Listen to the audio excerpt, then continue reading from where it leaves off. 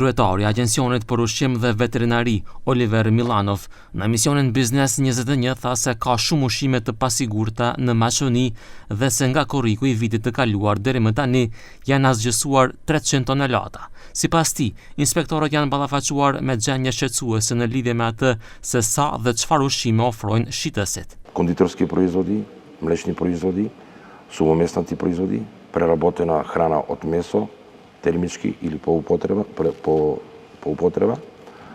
Станува збор за природни минерални води, мед, овоше, зеленчук.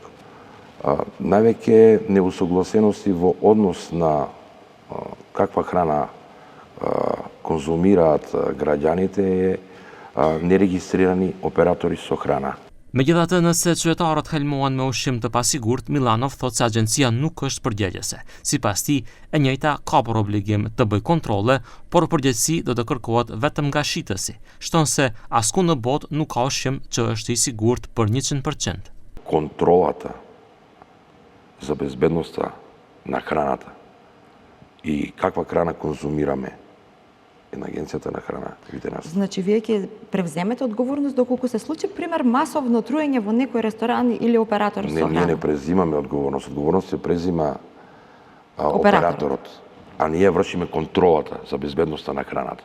Пак ќе кажам, не можеме да бидеме 100% секојдневно присутни и во моментот дека некаде ќе се консумира безбедна храна 100%. Никаде во светот не постои. Analiza Biznes 21 tregoi se në 5 vitet e fundit janë asgjësuar 1142 tonelata ushqim të pasigurt.